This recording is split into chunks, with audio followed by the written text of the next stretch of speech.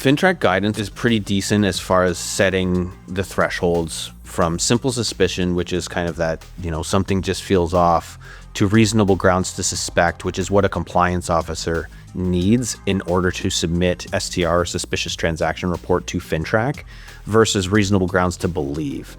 Reasonable grounds to believe is what a cop needs to kick down a door, and that needs, sign off from a judge. Like, this is a very high threshold.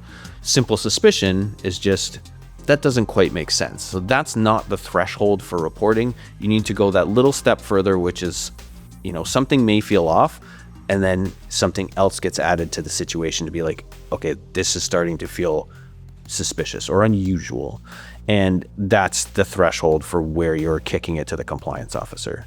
It is difficult in the real estate sector because real estate usually is the third stage of money laundering, which is integration. And so the money's already been put into the system. It's already been moved around to kind of hide where it came from, which is layering.